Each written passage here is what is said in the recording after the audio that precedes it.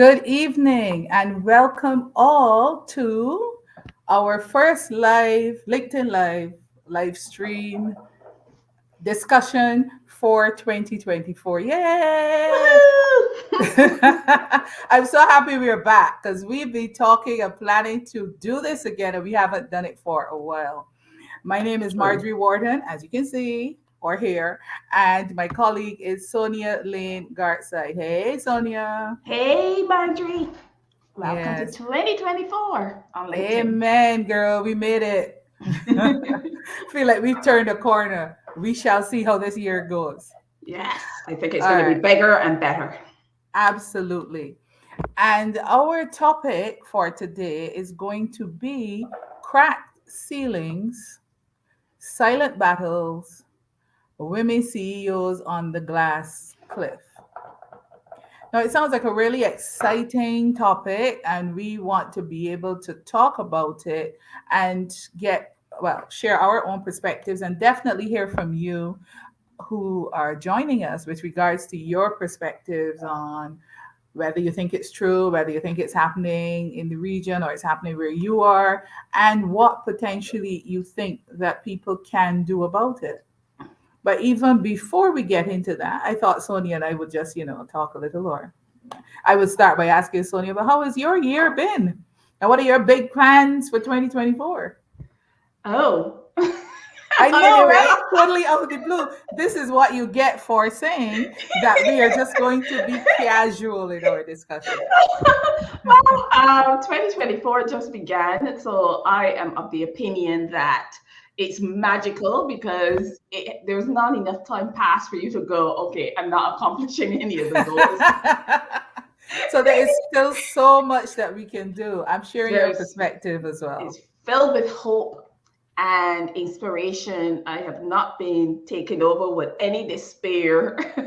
Yeah. I am still thinking there's a lot to come, despite what's going on in the world out there. Yeah. I'm thinking that there's a chance I can make a difference in Yeah. my life. I agree with you. It is 2024, once again. And I know we say this at the beginning of every year, but it just feels like we've been through a lot and a lot of people are talking about it and seeing this as an opportunity to grow and thrive. And 2023 was a lot more about surviving. And I totally understand that. And now you've survived, you've come through, and you're positioning yourself to really have maybe not exceptional. Well, some people are saying exceptional, but you've at least positioning yourself to have a good year this year. And so I think a good place for us to start is to wish everyone out there, all of our followers, our community, those who we are connected with, all the best for the coming year. Best wishes. It's still January, so we still get to say Happy New Year. And best wishes for the coming year to everyone. And if you haven't already outlined your vision and your goals, there's still time. You can still try and get it done this month. So at least you have an idea of what you want to do next over the next 3 months, 6 months, 9 months, a year. So you can plan Mhm. it out by quarters. Yeah, and I say that I think I posted on LinkedIn for 2024 that it's time for us to embrace our power, not to just sit struggling just for safety and doing what you're told so you can be safe. You have power, utilize it. And I think when you ask me what my goals for 2024, that's it. Not to Mm. sit in safety, um, trying to cower in the face of oppression and what's going on. I'm like having my voice and I am going to utilize it. I am going to Mhm. identify every single piece of power I have and I'm Mhm. going to use it to its maximum to make my life and the world around me a better place. So that's my Oh, goal for excellent. 2024. Wonderful. I like that. And it sounds very empowering and it sounds like it's something that we all should try to embrace. Maybe we don't all do it to the same extent, but definitely to embrace it as a philosophy and as something Mhm. to pursue. Yeah. So, having said that, because I think that's a nice segue into our topic, because what we are talking about is really something that's happening around the world and something that is influencing or having a big impact on women and their own pursuit of their own power and their ability to Mhm. use their own power. So I thought, and I know this was an idea that really excited you. And when you shared it with me, I thought, yes, this is one. Yes, let us go with this. So definitely that's why we're going to be talking about a phenomenon that we're seeing happening around the world. So let's start off with you saying maybe what got you really enamored with this topic. When you saw it, what about it grabbed your attention right off? I think it's because when you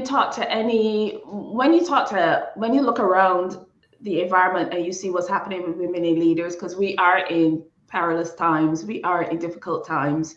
And as you know, the research shows that this is a time when women, Black people, people of color are usually given leadership position. When it's challenging, this is the time when there are offered leadership positions, and you see it happening around the world. And then when you're talking to your own clients and colleagues, you see that those in leadership positions are also coming in challenging times as well. And then what inevitably happens if you're not prepared and equipped to tackle it is that glass ceiling, which is where the chance of failure is high. And as we see, what the research tells us is that women and Black people, people of color, are then held to an impossible standard and either asked to leave very, very quickly, or because of their mental and physical health, they say, I can't handle this. I need to go. Mm-hmm. And women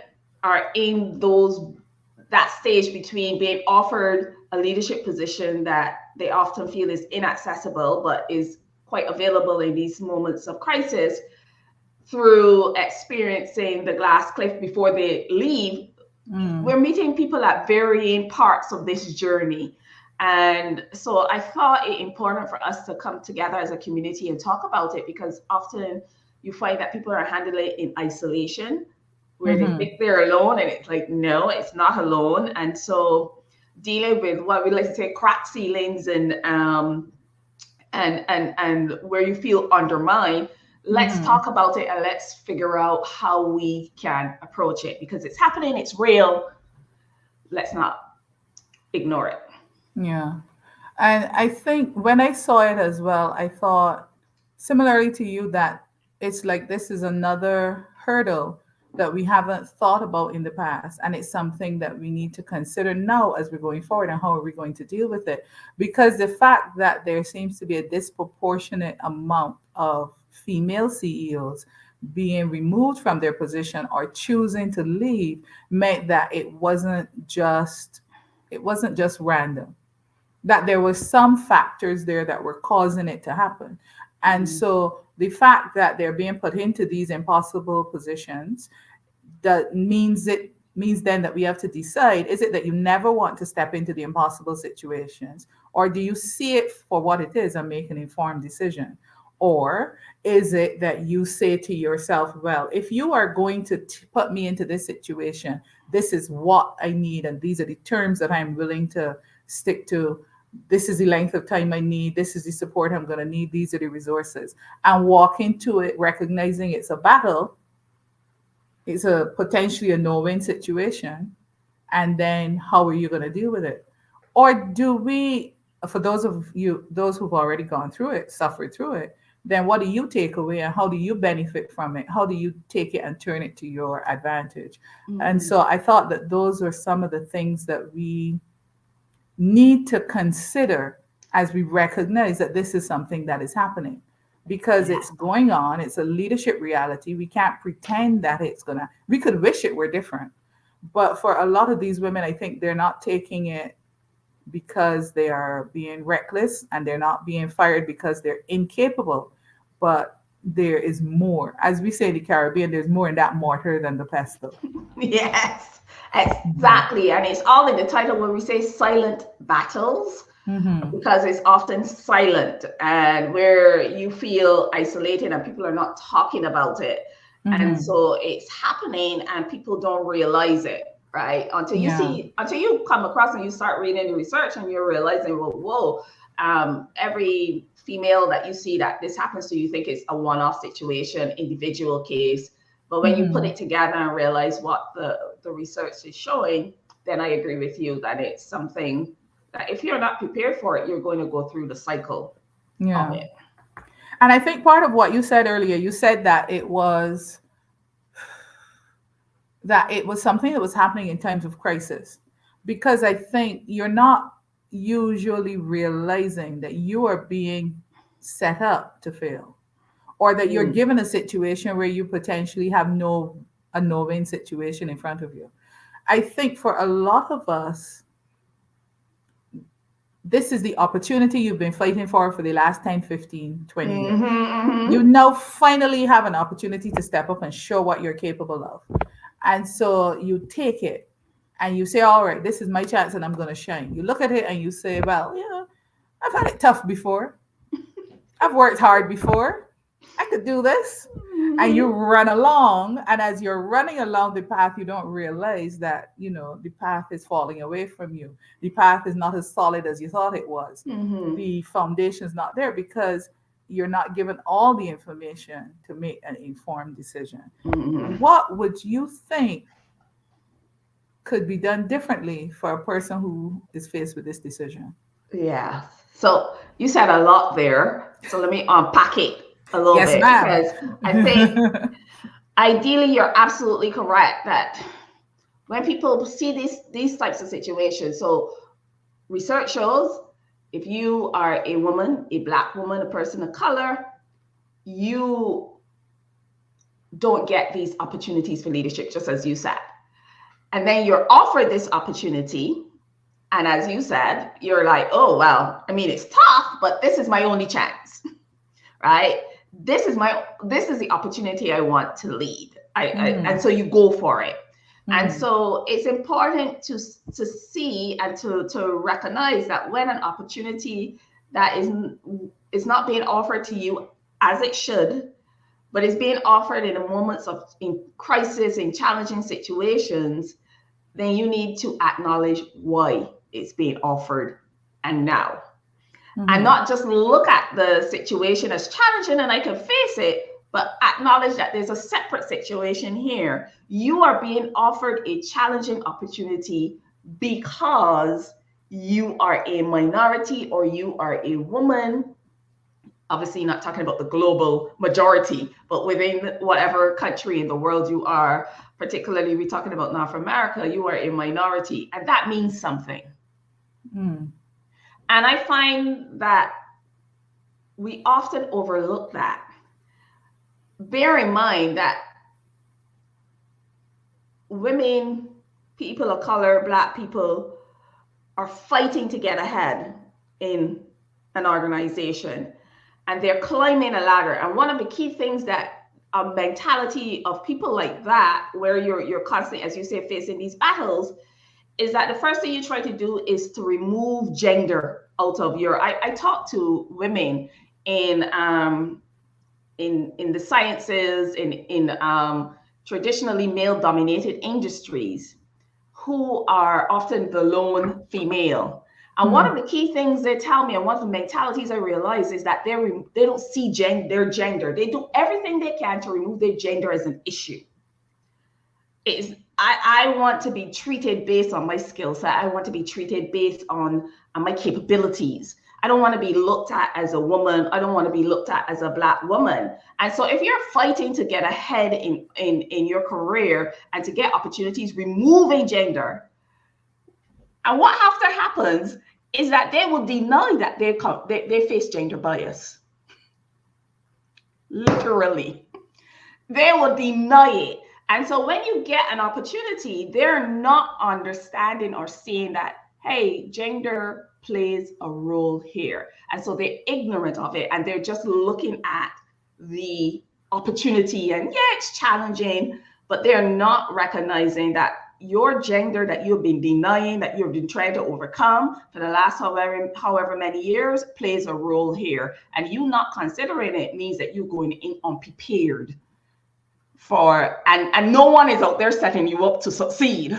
So when you combine the two, your ignorance that you fought all these years to maintain so that you can get ahead. Like our generation is, you just put your head down and you keep moving. You fight through those battles. And that when I go into organizations, they're now talking about that gender, that generational issue, where the older generation is like, well, just fight through it. And the younger generation is absolutely not. I'm not going to suffer this harm just because you did, Right. So when you get there, it's not just that you're set up to fail. You are unprepared for the situation that confronts you. So I just wanted to expand on that, because I think that is fundamentally important to why we're seeing people quit and saying, I can't take this anymore, or being pushed out. And then only on reflection do they look back and say, hey, this was about gender bias. This was about, race and gender bias. But in the minute of they don't see that. And so I think that that's a fundamental issue. So your recommendation of what they should do is become aware that that is a reality. Yes. That what took All you, right, so what was required to you to get there, which is I'm not right. gonna let that, it gotta come back now. You gotta deal with But it here's now. the thing. If you've spent the last 20 years working in a male-dominated industry, the only way you got to where you are was to, as you say,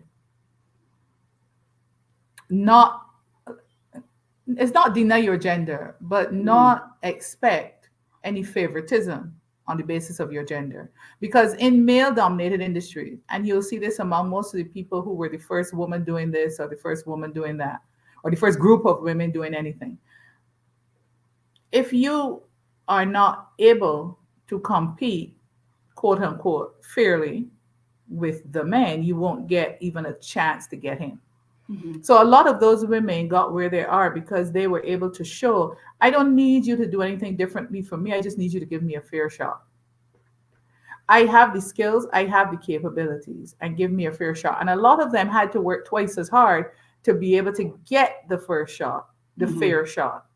So that's why a lot of them, because I think a lot of those are probably still from our generation. There are still a number of people who were the first woman doing this and the first woman doing that.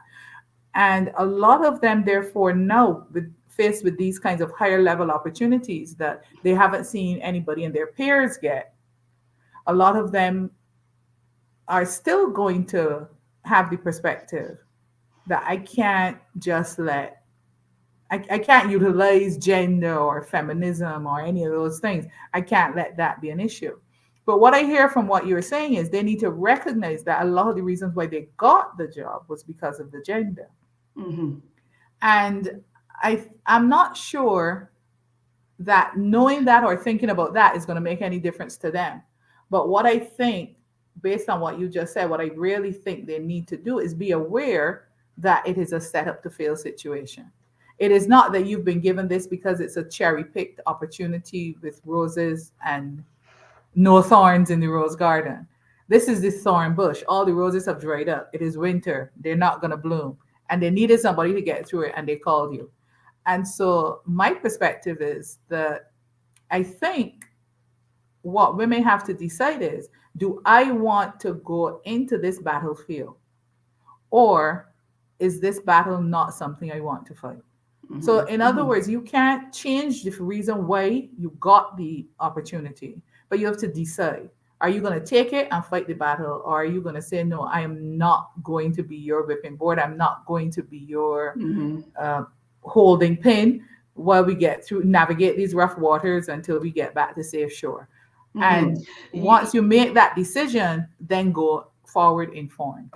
Yes. So you're not getting it because you're a woman, but the reason why you're getting this opportunity is because lots of men denied it, declined it. And so that's how you're coming into but you're not getting it just because you're a woman, you're just getting the opportunity. So yes, I agree with that you have to understand that the reason why you're getting this opportunity at this point at this stage has a lot to do with the fact that you are a woman, and the systems that we are operating in within organizations were not built for women. Regardless of whatever identity you hold, and we're still operating under those hundreds of years later. And so, like, Mm-hmm. yeah, so agree. You have to understand that that's part of the issue, not just the challenges, whatever the organization is going through. Mm-hmm. This widen your scope to understand Yeah. that, yes, these are the Yeah. two issues you're dealing with. Okay. Now, what you just said there, I think we should talk about that a little bit. You say that organizations were not built for women. Say Mhm. more. Yeah, the systems that we are operating under were built for white men, and we are still utilizing those systems. And so once that's something with anytime in 2024, anything says the first, then you know there's inequity right there. So Yeah. any organization or any entity that says having the first Black person to ever do this, or like the other day, the second Black woman to ever win an Emmy, Quinta, I can't remember her surname. She second Black woman. Then yes, you have a very systemically, um, you could say racist organization, and I'm talking about the systems in it, because the systems are, people go into systems, and systems that are built for white men, unless you change the systems, you're not going to change the result. Hmm. And I want people to focus on the systems, because systems are often built to maintain themselves. And you come in and, you know, a good person will be defeated by a bad system every single time. And so if you aren't aware that you're going into systems that aren't built for you, Mm-hmm. then, you know, then we're going to have issues, because Yeah. if you and I are not seeing the situation the same way for the reality that it is, then we can't fix it. We Yeah. can slap some band-aids on it, we can poke around in it, but we're not going to fix or address the issue, which is the inequity that is happening. And so when we look at organizations and recognize, hey, they're built for white men, they're the ones who built the systems. So that's why, for example, in America, there's no maternity leave. You know, in the Caribbean, you have maternity leave in different places. So because men don't go off, you know, and get pregnant and have to leave to take care of babies. And so this is why you have to address the systems, and for women in the workplace, you have to build new policies and processes for what they're going through. And it's often why in times of crisis and recession, women are the first people to bear the brunt of it and get ejected out of the system, because they're not embedded in it. It's not something that's built to accommodate us and the situations that we have to encounter in life. And so understanding that, and understanding that it's the system that you're dealing with, I think Mm-hmm. helps, gives you the clarity to figure out where you're going to focus your energies. Okay. And I think that what you've said there with regards to the example about maternity leave then starts to give us a hint of what needs to be done differently. That we need to have policies that are catering to the reality of organizations as they exist today. Mhm. So, not recognizing that the culture of the organization stems from the systems that have been put in place, the processes that have been used. So the decision making processes, the way that resources are allocated, how you encourage and support different diversities within the organization. So, for example, are there policies for single fathers, for single mothers? Are you not Exactly. penalizing people who have to take time away to go deal with their kids? Is it that you, and I'm saying people because we know the reality is now it can be men or women who find themselves in that situation. And so until we recognize that the way the organization has been designed, as you say, is an archaic model, then we are not going to make any changes. Yes. Any And because of that, significant sustainable changes. Yeah. right. And so, because of that, the culture keeps, regardless of what our plans are, the culture that has been there for eons is still there and keeps being there and keeps defaulting back to that norm because the systems are set up for that. If we Yes. constantly say that we have to Everything's urgent, urgent, urgent. It has to be dealt with now, and it's no longer business as usual. We've been hearing that for about the last 20 years. And we have to learn how to do more with less. That's another Mhm. one. I was talking to my students about that last week. That is another one that we are hearing more and more. And all that comes from is that idea that you are focusing only on the result. We are part of a production line, which goes back to the 19th century idea about how we make money, Mhm. and it did come out of England. And that whole idea that you are going to keep pushing and keep running and keep producing and need to do more and more and more, give up your weekends and work later and work longer. And as I say to people, which is what I like about what you said about the younger people in the organization, there's a generation coming that is not having it. Mhm. Mhm. And so it says that we have to, rather than engage in a battle to say that they are wrong, we need to look at the systems that exist, and we need to say, why is it we have an organization set up that allocates work for an 8 hour period that cannot be completed during 8 hours? Why is it we have a system that sets the criteria for advancement to be based on skills, but then when the best skilled person comes, that is not what is chosen? Mhm. Mhm. And then why is it that we are still allowing bias and gender bias in a place where we are saying we are trying to be more diverse? Because that's what we say more and more about the world. Why is it we are still allowing issues of gender bias and other diversity bias to influence who we pick to put into specific roles? And until we can make it a place that has better systems, we are constantly going to have. Right now, we are talking about female CEOs, but there'll come a time when there will be a different criteria that's being used to determine why another group of people are being constantly removed from their position.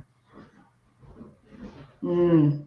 So the issue now is with women. The issue now is with women CEOs. Then there'll be a time when it may be that you have CEOs of a particular race, or you have CEOs of a particular age. So you may have older people can't be in, until we get Oh, the we system have those fixed. now. Well, Yeah. that's what I'm saying. Until we Yeah. get the system fixed, we are going to keep having these biases having an impact. And Yeah. what's the point of promoting somebody into a leadership position to fail? That doesn't help the organization. Well, it doesn't help the organization long term, but when you ask the why suggests that these systems are familiar, and we call to the familiar, right? So it's not logical. When you look at research shows that women are better leaders. So you should be giving them the opportunity. Um, you shouldn't wait for a crisis to give women or Black women or people of color the opportunity to lead. The research shows that they are great, but when they're given this opportunity, they're great. They are good leaders. Research shows that you have, and it's not that they're incompetent male leaders. There are just too many of them. That they're not competent male leaders is that there's too many incompetent male leaders because they're chosen based on confidence rather than competence. So it says that as human beings, we are making emotional decisions. We are making decisions based on how we feel or what has always obtained, and not on what is or what data shows us. That we still continue to do that. And when you operate from that emotion on the connection to the past, not willing to change and embrace the future, despite how much we talk about we need agility and innovation, whatever, we still cling to our past because that's where safety lies. That's where Mm-hmm. certainty lies. And anyone offering that connection to the past, we embrace them. Mm-hmm. Um, it will continue to happen, and that's something Exactly. that that women being offered these positions know that, so that when you are looking at this situation, then you think it's about you, but it really isn't about you. Okay. So, what would be your first suggestion on what they need to do to deal with this? Because I've jotted down three main points, and I think I'll start with my first one. My Mm-hmm. first one is that they need to check out the real situation behind any opportunity that's coming their way. Because you may not be in a position to say, I don't want to be a part of this, I don't want this opportunity. You may be sitting there thinking this is the best thing that's happened to me since Mm-hmm. sliced bread and I'm not going to walk away from it. Mm-hmm. Now, if that is what you're going to do, before you step forward, however, check it out. Get some details, get some specifics, understand what is really going on. Because maybe you do, in fact, have the skills and the capabilities. If you've said can be very good at great leaders in a crisis, maybe you do have the skills and the capabilities to solve this problem. But go in, I think, with some clear glasses, no rose colored glasses that, they finally realize my worth and they want me. No, they're hoping for a miracle and they're hoping that you're a miracle worker. And so if you're gonna go in there to work miracles, then make sure that you're gonna get the support, the good resources. Make sure that you're gonna have a real opportunity to do. Because we've heard some leaders say they get promoted into the position, but then when they get there, nobody's listening to their vision. They don't want to do what they've suggested. They can't get the resources that they keep asking for. And so they then find that even though they have been given this opportunity, a lot of the opportunity is not really open to them because they don't get the kind of access and support that they need. So I say, check out the situation entirely so that you fully understand what is going on. You fully understand how bad the picture is. You fully understand what you're getting into. If it's a cliff that you're going to have to break, jump from this side to the next side, or you're going to have to build a new bridge across to be able to support, or you're going to need to bring in new clients or whatever, make sure you fully understand what is required. That's my Mm-hmm. first suggestion. Yes, I agree with that. You have to understand the history, and how your identity plays a role. People's, where you say they come in and they don't get the support then and the access. Well, Mm-hmm. their lived experiences backed up with the research that shows Mm. that when women, Black women, people of color come into the organization, the networks within the organization is withheld, particularly white men check out. They think, oh, this organization is not going to be run very capably as Mhm. a result. And Mhm. so I do agree that it's not only, it is checking out the situation within the organization, but regardless of whichever organization it is, I will tell you, then you have to go in expecting that you will be undermined, that Mm. your character will be maligned, you will be assassinated, your character will be assassinated. That Mm. this is all part and parcel of planting yourself in an environment that is not built for you. And Mhm. so therefore that understanding and that expectation tells you, which is my first point, that you will negotiate your entry much more clearly. That while I understand that, wow, I'm so excited and so happy that I'm getting this opportunity, this is the only time that I will be getting this opportunity, then you Mm. can't just jump in with grateful heart and say yes to whatever they tell you. That you Yeah. have to have conditions that you're Agreed. negotiating. And if you don't get those conditions, Mhm. then say thank you very much and let it go. Yeah. Yeah. Or And no, bearing in mind, there are some people that don't believe that fire burns. mm. They need to be lit up to understand, and that's okay too, right? Mhm. Yes, but yes, I agree with you. Get clear and negotiate your entry. What will you need? And get it in writing Mhm. and negotiate your exit. If this doesn't work out, how will I exit the situation? That is my second point. So here we go again. Agreeing with the same thing. And we Truth didn't is even prepare parallel. these. We didn't even prepare these together. Mhm. So if you do not or did not feel that you had the support for all the years that you have been working in this organization. You have not been someone who has always had the backing and you always had to fight for everything that you have. Do not assume that just because you go into this role that that is going to change. Mm-hmm. Assume the battle will continue. It'll now be at a different level. Assume that you will now be fighting for different types of resources and with different people who may have more power than you've encountered before. And Mm-hmm. so, as a result, absolutely agree with you. Negotiate what you can take in with you, what support you're going to get. I agree with you, get it in writing. And I think that the exit is also an important thing that must be included. So Mm-hmm. agree how much time you're going to be allowed to try, under what circumstances, and then what will your terms of exit be. Because a lot of the times when we're going in assuming we're going to be successful, we don't even think about divorce.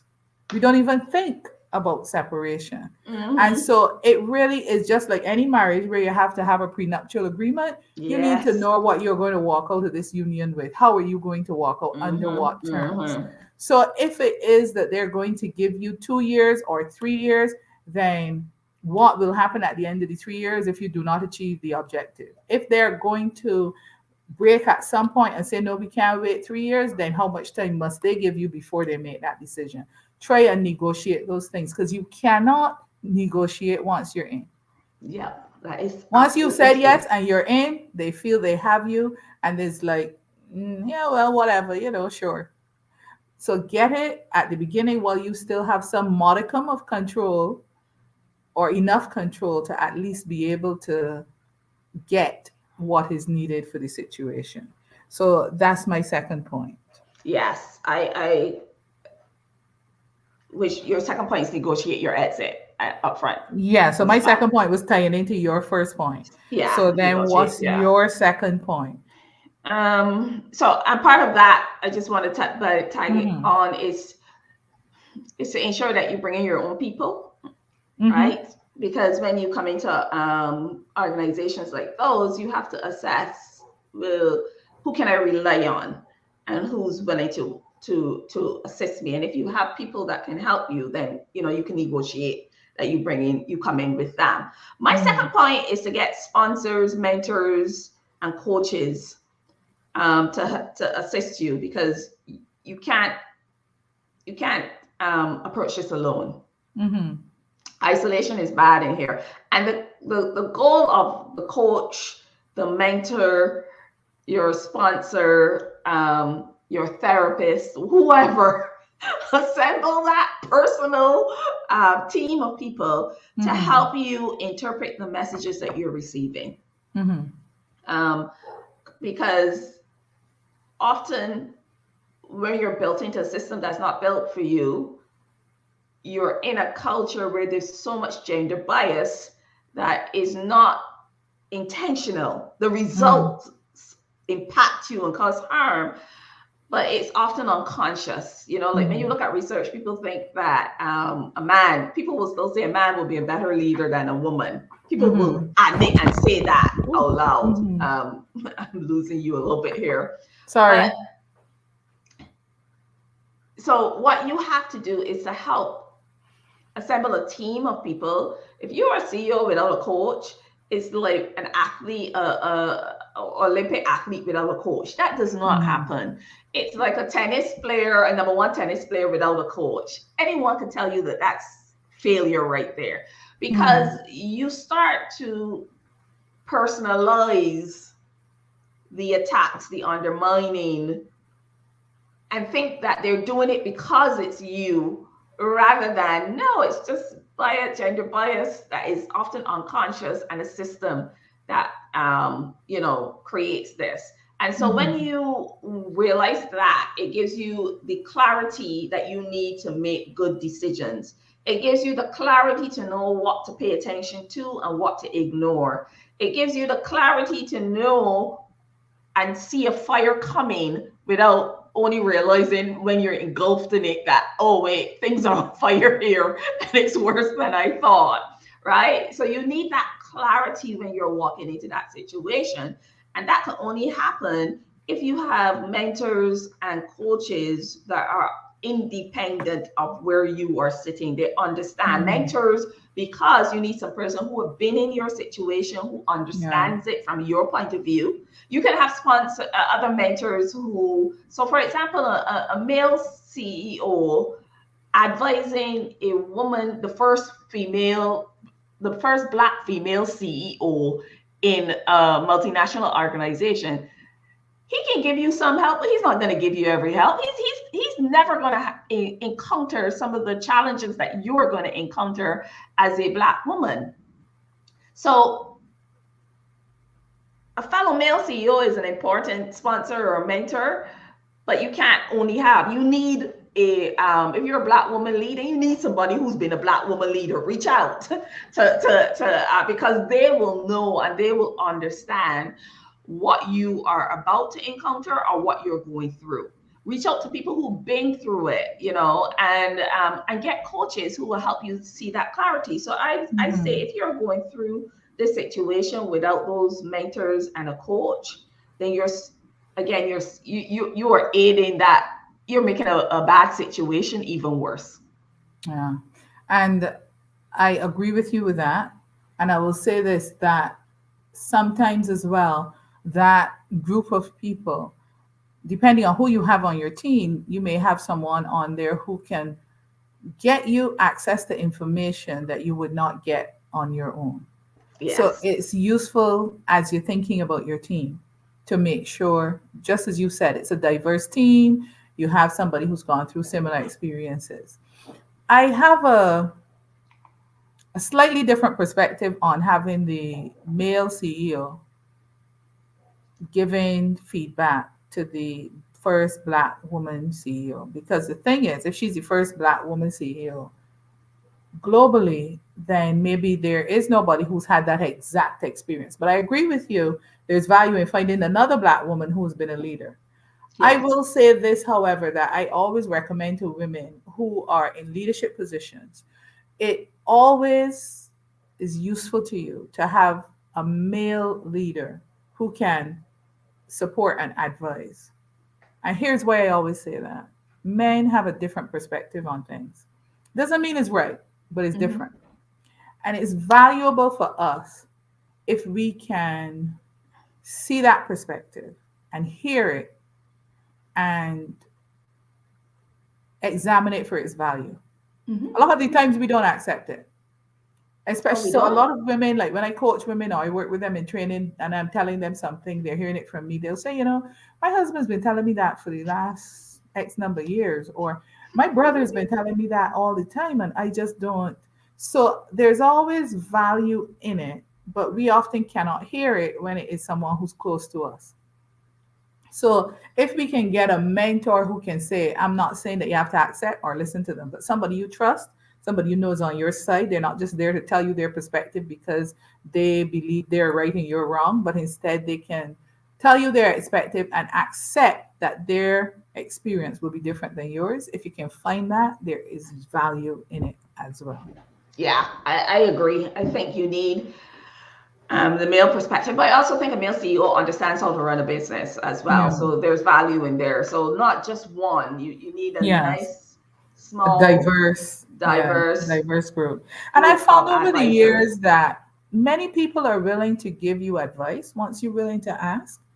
And once you're willing to work with them, and if you agree that you're going to meet with them when you say, if you're going to listen to them, then agree, try what they say. If you never try anything that they recommend to you, they'll stop recommending.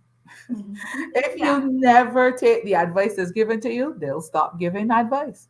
yeah, So work with your mentors. They'll be willing to help you.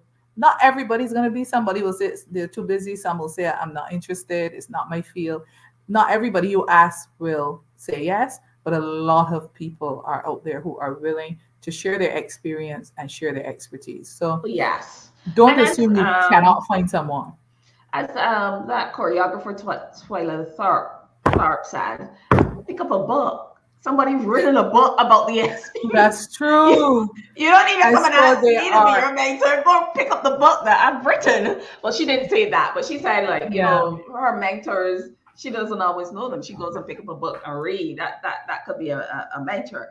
But And a yes, lot of successful people talk about that, the learning they have gained from reading books, the knowledge that they have acquired. So you're absolutely right. It doesn't have to be a live person.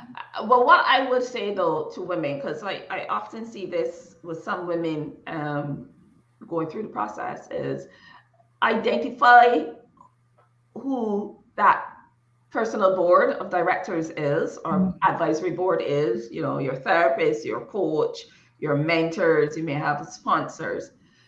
Do that as opposed to complaining, well, not complaining, but sharing your troubles with every single person that you meet and getting so many different people, you That's know, true. and they That's true. can't help you. All they'll I do agree. is talk about it. And all it does, it makes you feel worse.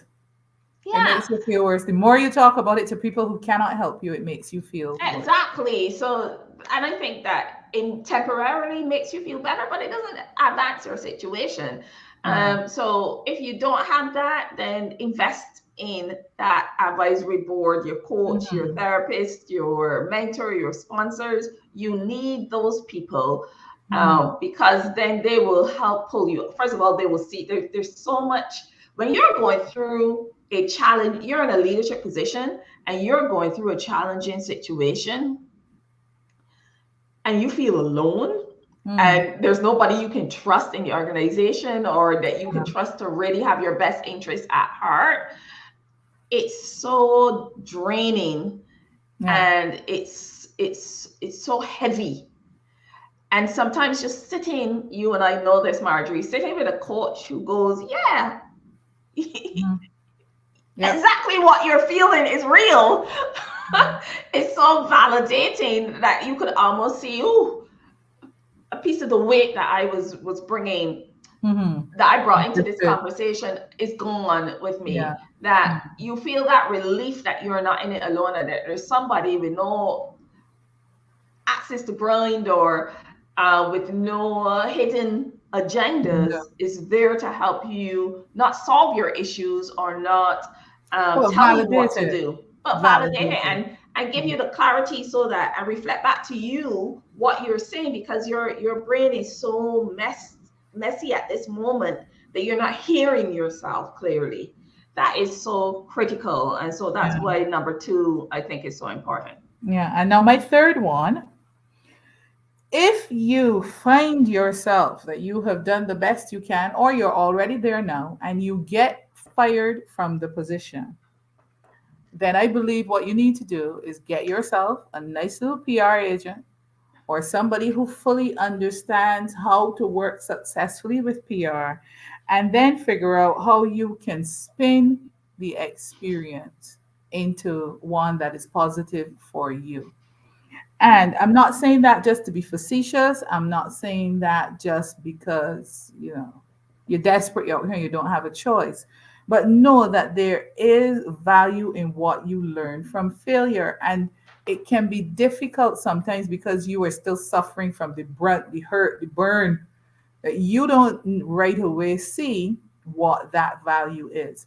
But if you have somebody who's going to sit with you and help you to see, you can then become someone who teaches others based on your experience, who coaches others and guides others, be a mentor for other people to help them go through similar experiences. So it's not your ideal, it's not what you would have wanted, but don't assume that because you went through a bad experience, it was a waste of your time.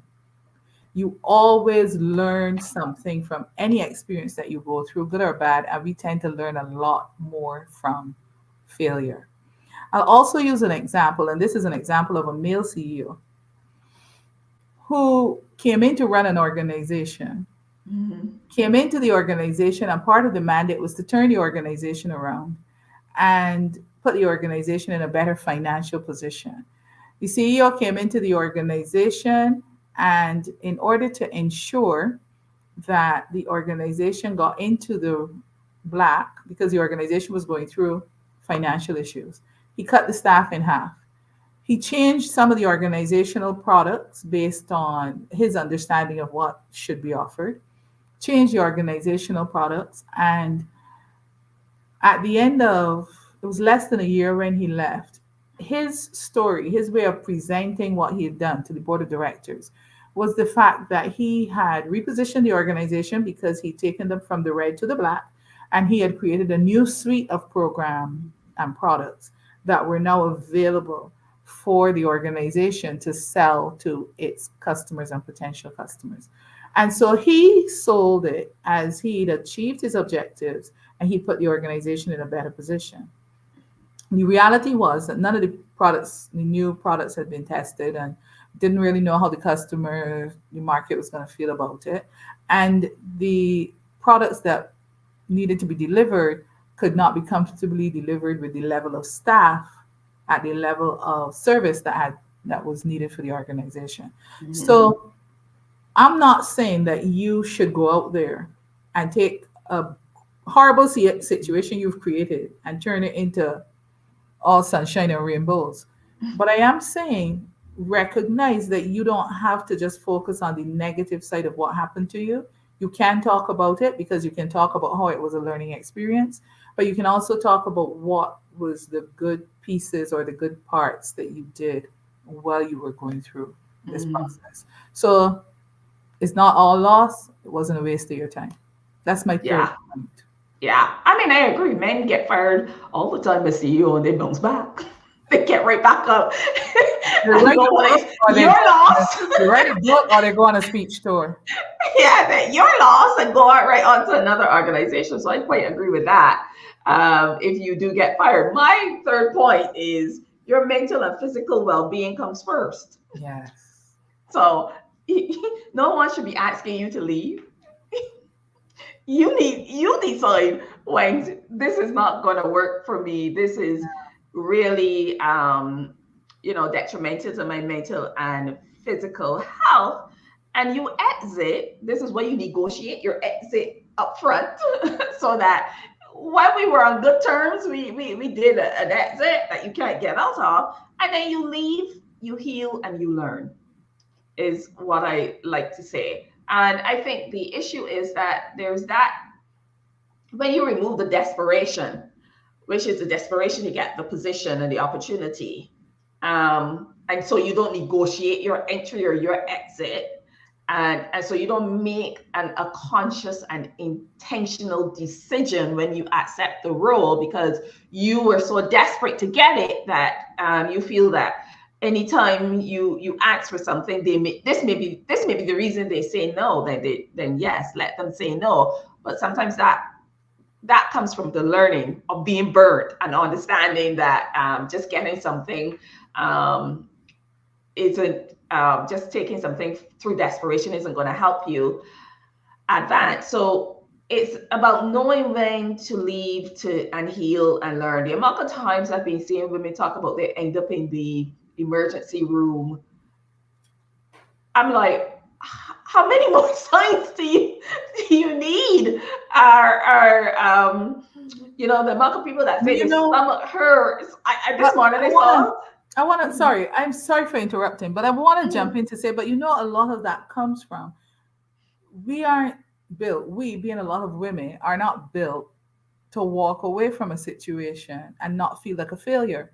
And so that's why they will be there until the bitter end, trying the last, no, just give me 5 more minutes, I can get it done. They will be fighting till the last end, even though it is clear they've done all they can, they've done all they know how to do, and the situation isn't improving. They're not going to make a decision like the CEO I made, that I mentioned, and say, I've gone as far as I'm going with this. This isn't going to be, nah, let me get out of here now while it still looks pretty for me. well, you gotta unlearn that. And I know that's that is one of basic. the things that we have to say. You have to change how you are operating and how you view failure, and knowing when quitting isn't failure, but it is a positive, strong decision. And it is not just that you throw your hands up and walking away Not in walking away. frustration. Yeah. And that requires that you have see, and that's what coaches and mentors help you understand when you Mhm. are throwing, bad. good after bad. Yeah. You know that saying, there's a moment when you're going to have to decide whether to quit or keep going. Yeah. That And that's where little we have minute, to, as you said, take the emotion out of it and the desperation out of it and make a a rational really decision. clear decision. When you're so overwhelmed and you're so fighting, you're like, you're pushing that boulder up a hill, and you can't even get it up the hill, and you get it anywhere and it rolls right back down. And so you Mhm. have to sit down and figure out, well, what am I doing, and am I doing anything different, or am I doing the same thing over and over again, expecting the same results, or do I not have, or am I not considering all the aspects of this situation, where I have removed gender, my race out of this equation, but it's front and center. And people are not making logical, rational decisions. They're making decisions based on emotion and based on how they feel or what they sense. And you're ascribing logic to them when there's no logic there. You're trying to Mhm. figure out, well, why would they do this? Because they feel to. It's not because there's a logical sense or because they hate. I've been so good to them. I've been putting all my effort. That has nothing to do with the situation. You got to deal with the situation as it is and not as it should be. And there's a lot of shoulding that goes on in the situation. What should obtain, or how Yeah. people should feel, or what people should. And so the purposes of a coach is we say, well, what is? Let's deal with Yeah. what is, because that's And that's what's the what, issue. yeah, and that's what I think we have to, as we deal with this or with any situation, really that we are facing where we are finding that what we hoped it would be is not what it has turned out to be. We have to get to that point, as you're saying, stop talking about the shoulds. A lot of Mm-hmm. time people talk about, well, this is what management should do, this is what leaders should do. Stop worrying about what should, look at what is, and make a decision based on what Base. is. Yes, Yes. what should be is not a lie, but you're not going to get it, and you can't put your energy into fighting and worrying about it. Instead, you have to deal with what is and move on from there. That's So why in Maya Angelou says, when people show you who they are, you believe them. the first time, believe them the Mm-hmm. first time. Yes, I'm always quoting that. We have 3 minutes remaining, my dear. Mm-hmm. So, what would be your closing comments? I think leadership, when you're a good leader, I think Billie Jean King said it, pressure is a privilege. And so when you're facing pressure in situations, that is just part of being a leader. But you have to recognize when it's more than just pressure because of, the decisions that are going on in being a leadership. You have to recognize what you as a woman are facing. You have to be Mhm, clear on that so that you can make good decisions. You can make intentional choices, and mhm. that you are not subject to a situation happening to you and making and forcing you into bad choices. And I think that's the most critical element, that when it comes from those silent battles, those cracked ceilings, I think that if we go in empowered with knowledge of what we're actually facing, then we will come Mhm. prepared. Okay, I like that. And my closing comment would be, don't give up. Mm. Because as someone who maybe is already in the situation, you might be worried, well, I didn't do any of those things, and I therefore I'm now in it and I'm suffering. How do I deal with this? Don't just give up and feel that you have lost your Yeah. opportunity or you have nothing left. Get to a place in your head where you recognize that this is not the end, and you therefore need to sit and think about it as rationally as possible. Try to remove the desperation. Try to look at it as, how can I survive and thrive in light of what my reality is now? If it's not what Mm-hmm. you want it to be, decide, can you change it, or do you need to change you, or do you need to remove yourself from the situation? And see, acknowledge, accept that you are empowered enough to do what is necessary for you to come out of it with the best situation. And if in the end it is that you have to walk away, or if by the time you make the decision you get fired, don't give up. Don't assume that that is the end. Don't assume you don't have what it takes to go on. Lick your wounds as you need to. As Sonia said, withdraw, heal, learn the lesson, and then come back. But whatever it is, don't give up. Life is precious, and we have to keep going one step in front of the other, keep moving forward. Don't give up. Yes. Those are my closing remarks. And thank you very much, my dear Sonia. It was a pleasure as Yes, it always. was. I love when we have these discussions. We're going to try and get back on a schedule with doing them more regularly. Mm-hmm. Unfortunately, we get caught up with other things and we don't do them as often, but we recognize that we like having these discussions, both of us as individuals who have ourselves served as leaders, who work as coaches, who work with other women, who provide services that really are intended to help individuals and organizations perform at their best level. We recognize that this is a discussion that is necessary, and we want to be able to share our ideas and our thoughts with as many of you as possible so you can make the change happen in real time. So, thank you very much for joining us for our first session for 2024. We'll see you next time. Mm-hmm. Bye. Bye.